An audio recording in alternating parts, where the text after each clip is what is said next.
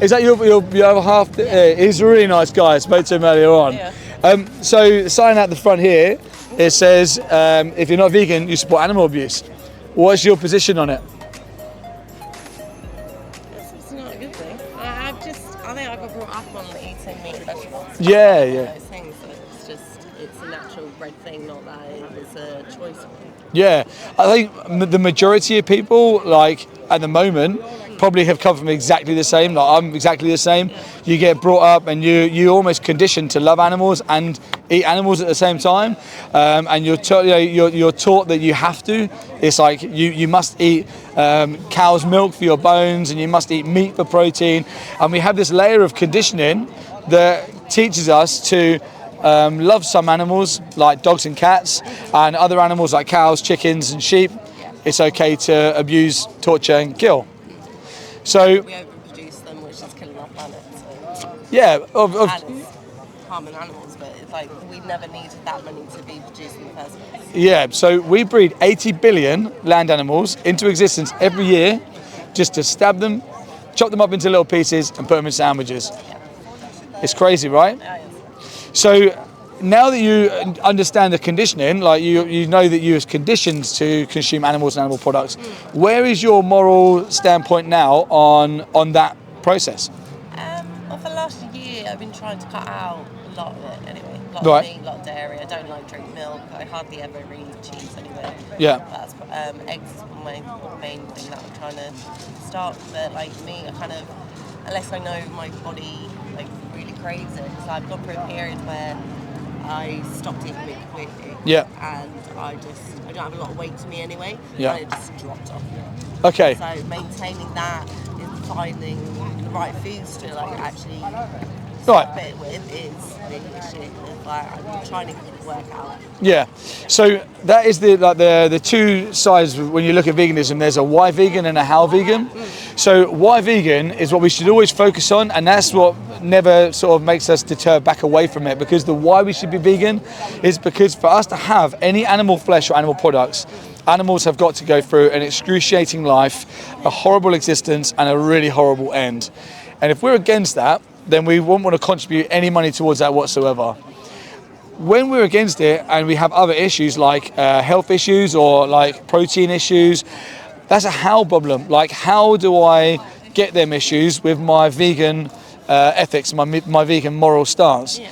So we can always work out a how. You know, we've got Google, we've got the internet. Yeah. You know, everyone knows someone who knows someone. We've got people who we can ask, and there's resources we can draw on to keep our ethics in line with veganism, and work out what the problem is to our how. Have you ever seen like what happens to these animals? I've seen some documentaries over the years. Yes. What ones have you seen? Probably the recent one was cow. Cowspiracy?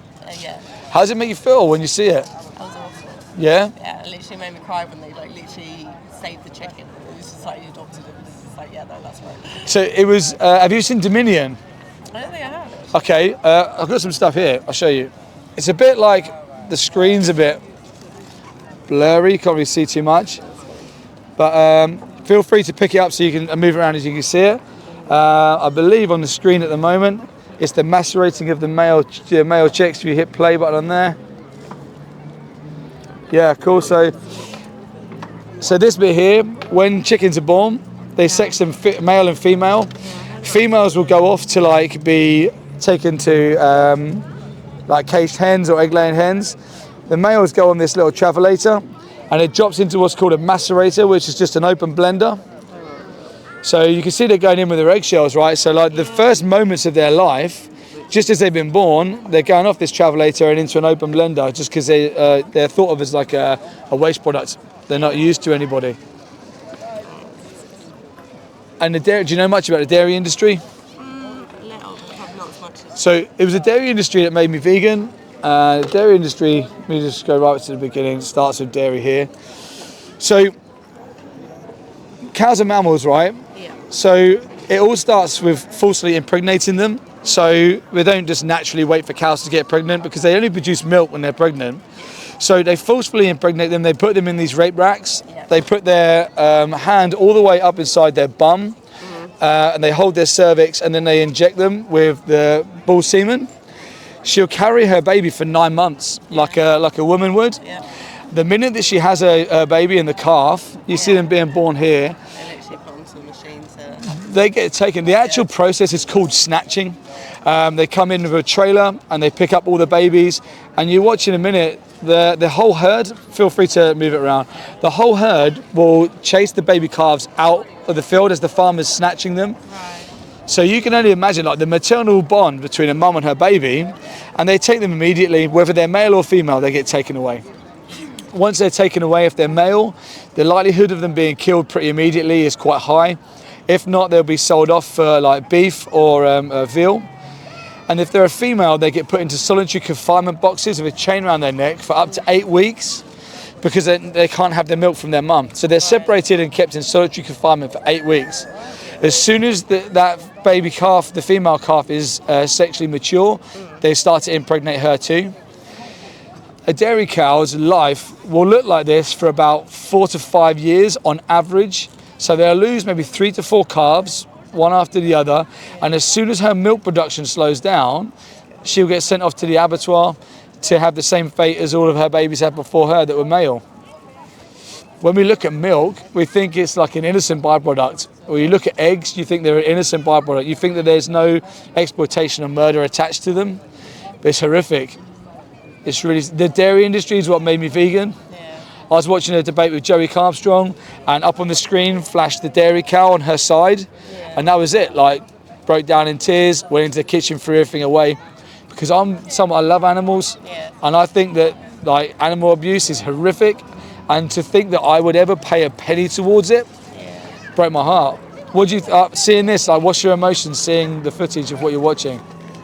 It's horrible. Yeah. It's not, but this is the whole reason why it's not aired. It's not really publicised. Yeah, exactly. It's because then we would have such a mass. Either it'll be a huge debate on actually the ethics of it, and I think that's what everyone actually, like, in all sectors really, it does need to be discussed. So we don't necessarily need to be eating meat or animal products due to the fact is that we can survive healthily on other things. So, that's the whole thing, right? If you don't have to eat meat, eggs, dairy or fish, why would we pay for these animals to be put through this torture? Like, why?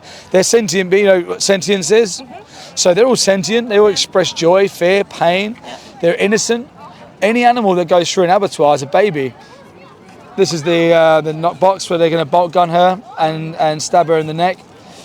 Do you know they gas pigs?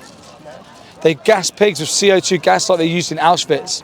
They put them in what's called a stun crate, designed by a company called Pork Solutions. They put them in this stun crate, 3 or 4 at a time, and they lower them into CO2 gas, burns them from the inside out, their eyes, their lungs, everything. There's footage of pigs thrashing around so much they actually break in limbs, and like, you know, you can imagine the pain they're in. When they come out, that only renders them unconscious, that amount of pain. They then lift them up on one leg, they stick a knife in their throat, and they put them in what's called a scalding tank to remove their hairs at 6 months old, purely for being a piglet, for bacon, for sausages.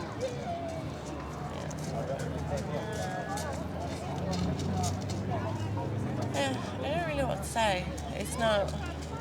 I almost feel like my job dehumanised me in its own way. I know, like, everything down paper is completely wrong, and I know that I've always had the sense of like animals is just it's life. It's just like it's living being. Never really had that absent or like I will. Like, I'm not against it at all. Like, I would literally I've been trying for the last 2 years to get to the point where I'm literally just eating. Like vegan. Yeah, absolutely. Yeah. I would recommend focusing on the victim. Yeah. Whenever you look at doing something for yourself, it's easy to let yourself down. When you look at an animal who's relying on you to not let them down, it's difficult to not let them down. I think I probably need to have a pet again. I haven't had one in a very long time. I think that'll probably hit the nail on the head. If you do, rescue. Please rescue, don't pay into... Oh no, absolutely. Because there's loads of animals out there, they need people to look after them. Because again, people breed these animals into existence to make money off them in any which way that they can. But it's interesting, right? Because it comes back to that. What we talked about at the beginning, we give dogs and cats Christian names and put them in our home. We give cows numbers, and we put a knife in their throat. And there's no difference between a cow, dog, chicken, pig. Yeah, I've always wanted to have a farm, but not to have them as... Like a sanctuary. Yeah. Like a sanctuary. Yeah, just like actual, just to give them love and a home. So you've got that compassion. Anyway, yeah. All you need to do is align that compassion with your actions. Yeah. You've got that vegan heart. You've got that compassion there where you want to care for animals. All we need to do now is align the actions where we stop paying for them to be stabbed to death. Yeah. It's a super easy thing. It's the most liberating thing you'll ever do.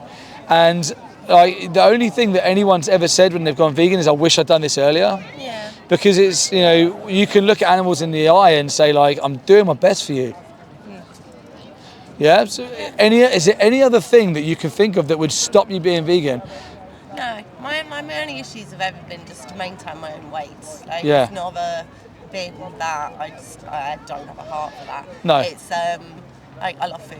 As So- long as I can make it taste good, then I've not got an issue whatsoever. So they're all how problems. Yeah, exactly. And the whole time we focus on the why. I need to work out that little section, and then I'll be fine.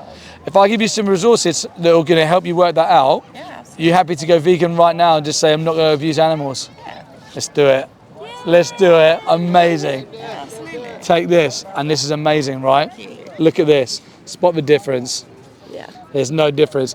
On here, right, scan here, this website has got so much information, and go to Challenge 22, Yep. completely free to sign up. Yeah. If you say, listen, this is my height, this is my weight, this is my job, this is my budget, this is where I am, this is where I shop, Yeah. I want to be vegan, I don't know, someone will get hold of you and they will answer all them questions, give you all them plans, all for free, doesn't cost you a penny, and they're there at the end of a message whenever you want, and they'll support you to stay vegan that whole time. That's amazing. Man, thank you so much. Yes, we got it. I'm so pleased.